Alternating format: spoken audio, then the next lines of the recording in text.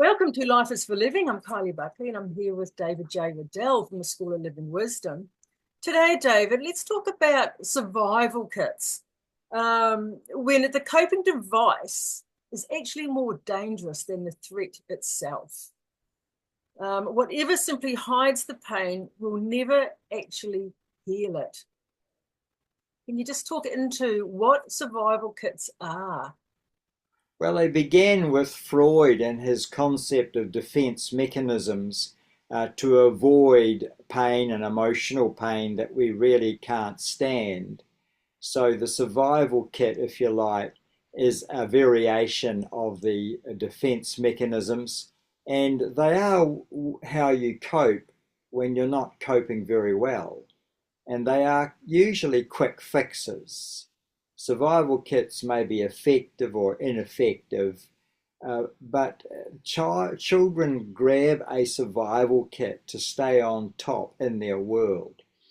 And so, if they don't like to feel angry, they may go silent as their survival kit. If they don't like being silent, they may scream, shout, or fly into a rage as their survival kit. And no child likes to feel powerless, so they will invent something to help them cope when they do feel powerless. No child likes to feel rejected, so they will invent a survival kit when they feel disappointed or powerless. All of us have a range of negative emotions that we don't like to feel. Speaking personally, mine is futility.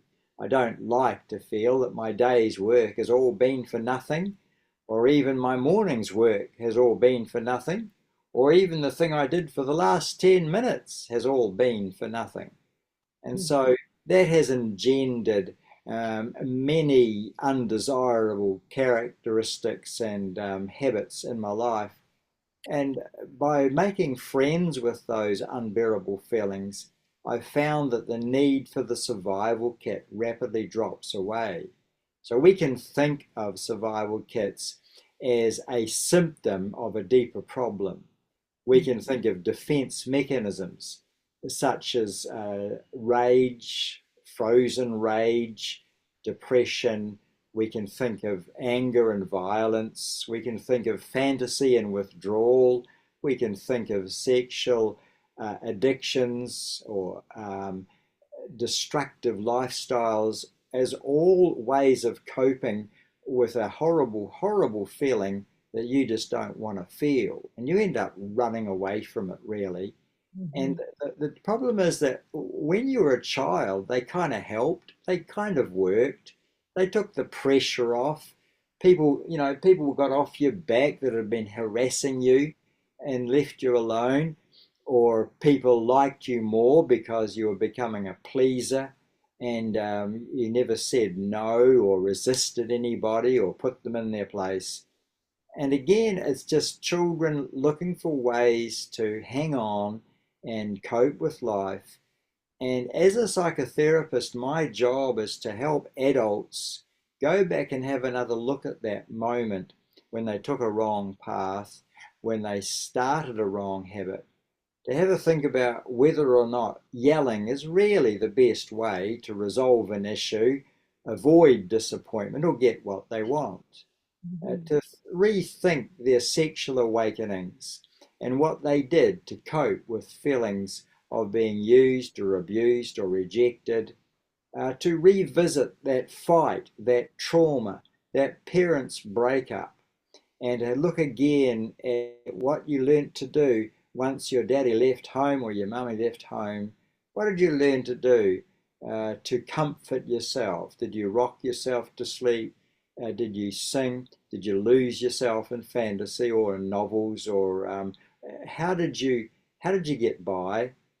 And as I ask people this, I find that they're still doing exactly what they did as a child in order to get away from or to get what they're after, to avoid disappointment, to avoid despair or depression.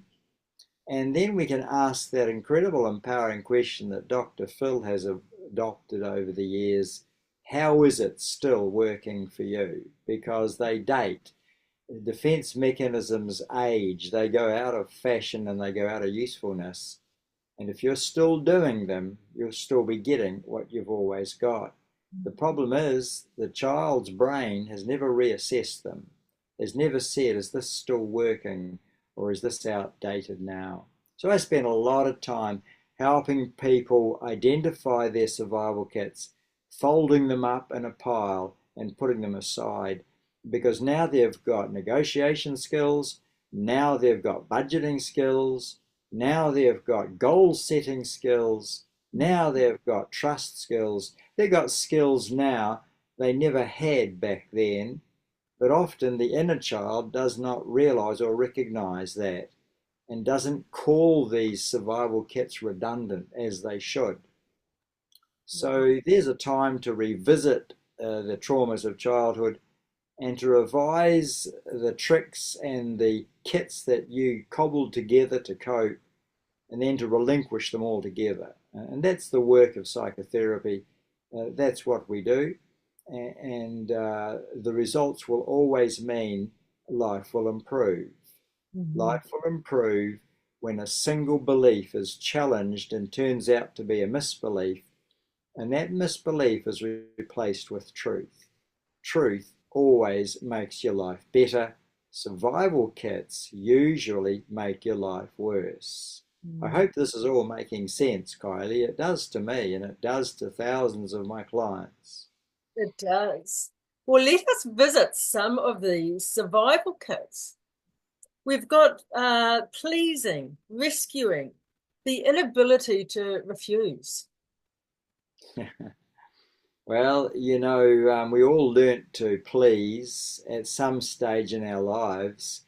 We know how to please, but often pleasing isn't the solution, because you can lose yourself, lose your own integrity, lose your own values in the process of pleasing others. So that's just one of dozens of different survival kits: rescuing people, pleasing people, exaggerating our own exploits, telling lies and misrepresenting the situation to get the quick fix, shall we say. But there's got to be a better way to get there that doesn't have an emotional hangover. Becoming a pleaser has an emotional hangover, that of codependency and becoming an enabler. Telling lies certainly has an emotional hangover. Oh, what a tangled web we weave when first we practice to deceive, is what my mother taught me. And the obvious one, the hangover, after the survival kit of alcohol in order to try and fix a mood, an attitude, or a negative feeling.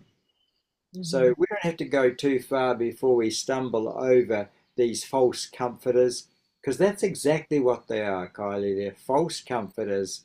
They do hide the pain, 12 hours, 24 hours, 48 hours. They do hide the pain. Maybe they hide it for a week, but they never heal it. It's always going to come back. And when it comes back, it's going to come back a lot worse.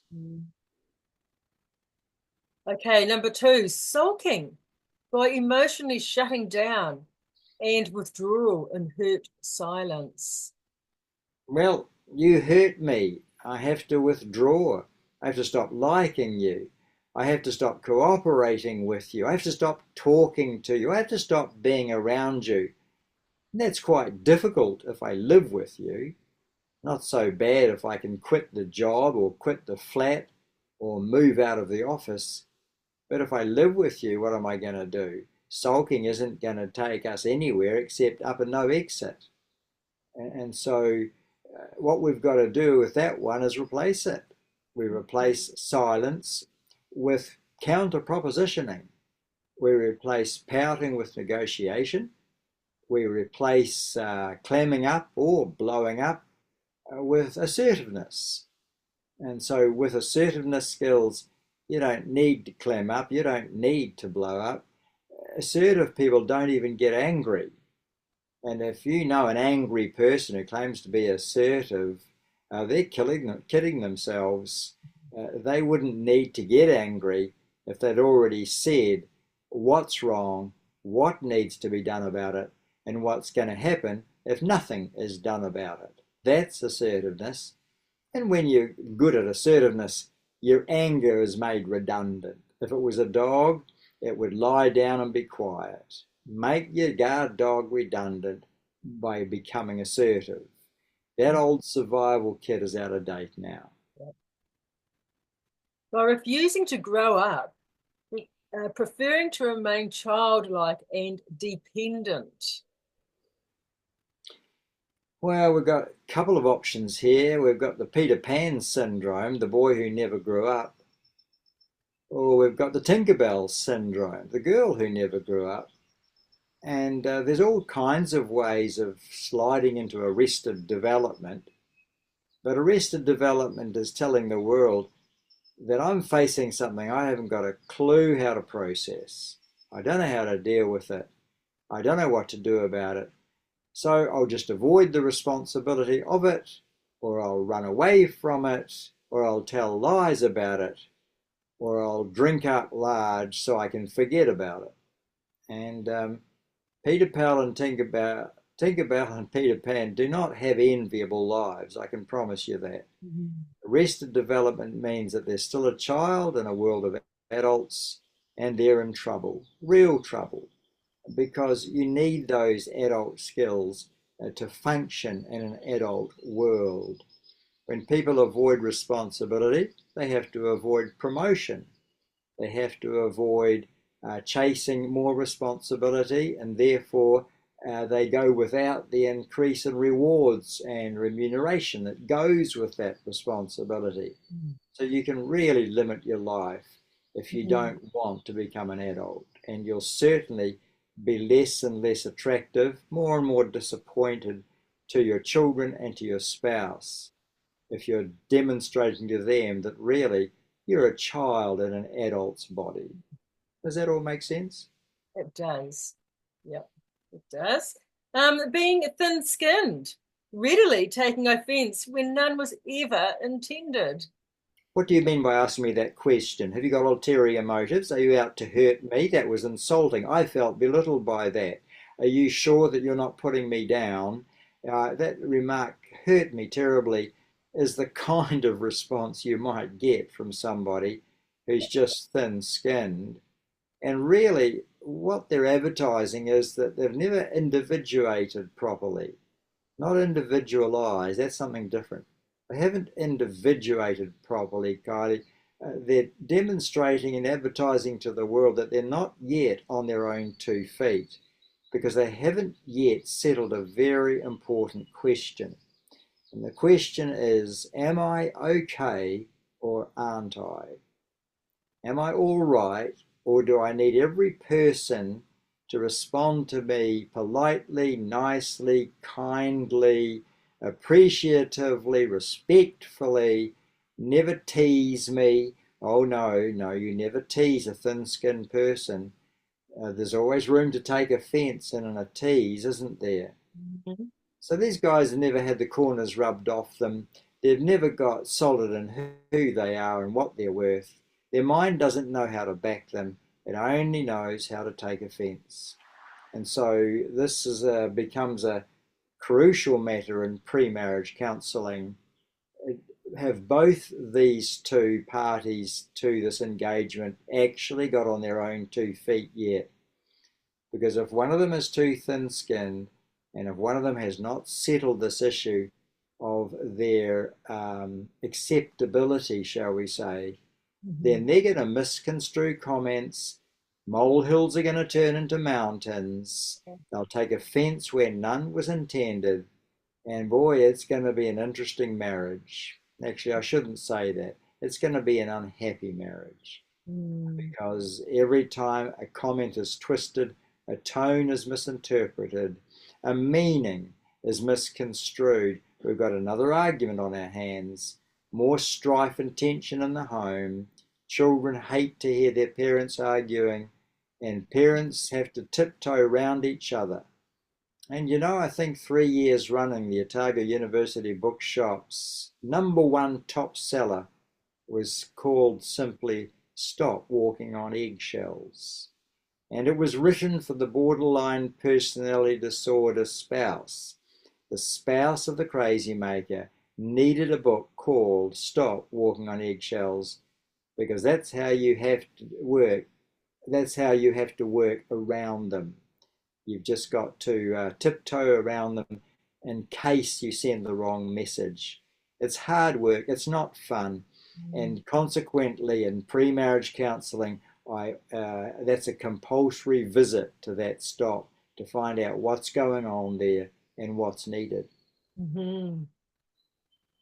Okay, absconding by repeatedly running away, changing partners, jobs, flats, towns, or churches. Running only takes the problem with them, of course. Another relationship, another marriage, same problem, different face, same problem, different town. You take those issues with you if you won't look at yourself and make the changes you really need to make. Absconding means denial, absconding means avoidance, and it's a pain. You've got to move house again, you've got to change job again, you've got to run to some other group or club or church or school. Why? Because it felt easier to abscond than to stay, apologize, back up, reverse, and grow up. And if you're stretched or if you're stressed, it often seems like an irresistible temptation just to abscond. Okay, immediate confrontation. Let's sort it out immediately. Yeah, well, that's the bantam rooster that flares up at any prompt. And let's have it out. Okay, it's time we cleared the air. What did you really mean by that? I'm sick of you having a go at me every day. I'm sick of your laughter mocking me. And there's an inclination there to put a finer point on this thing than should be there, to put an edge on it, and to take it too personally. Mm-hmm. And as a result, there's no resolution, there's no growing up, there's no finding a better way of coping. It's just what it says, it's a quick fix. Okay. By emotional punishment, keeping up the pressure on them with silence or withholding any approval until they see the error of their ways. Yeah, and that's your classic sulking, isn't it, really? I'm Mm. refusing to talk to you, cooperate with you, help you, relate to you because you hurt me and you haven't apologized, or I haven't had the courage to bring it up with you. And so there's this big fallout. And that separates the best of friends. I would have to say, actually, Kylie, that misunderstandings are the number one cause of fallout between friends. Not real offences, more like misinterpretations, misunderstandings, much more likely to be that at its base than a deliberate or malicious thing to say or do about a friend. That's very sad. It is very, very sad. And often I can help, providing I can trace back the original misunderstanding that started it. And that just goes to the fact that if you really love someone and care about them, should you not go to them and discuss, hey, listen, I just need to chat to you about something and clear the air, even if it's, not necessarily for you, but for them. Well, if you value the relationship, you try and do whatever you can. But what if you value the relationship, but you're embarrassed about asserting yourself or asking for an apology or actually confronting somebody over it? Mm. As I say, assertive people don't need to sulk or get angry. They've already said what was needed. But without that skill, it can be a real struggle. Mm-hmm. Actually, one thing I've noticed here in New Zealand, because I grew up in Australia, is I find a lot of Kiwis will talk about you behind your back, but they won't talk to you about it. And they're Uh, so easily offended. I well, don't know. Kiwis are noted for their lack of assertiveness. They would certainly, as a culture, sooner skirt around the topic than Mm. confront it. They'd sooner just cut you off and back away than actually say, "Hey, you really offended me with that comment." That's not the Kiwi way, is it? It's more like live and let live, but honesty is lost in the process. It is. Yeah. I don't know where that comes from in our nation, but it's, yeah, it's definitely there. All right. Well, I'm pleased to revisit that because it's an important topic, and Mm, I think that people would do well to consider these survival kits and ask themselves, is this thing still helpful, still useful, still relevant in my life? If not, it's time to replace it with something better.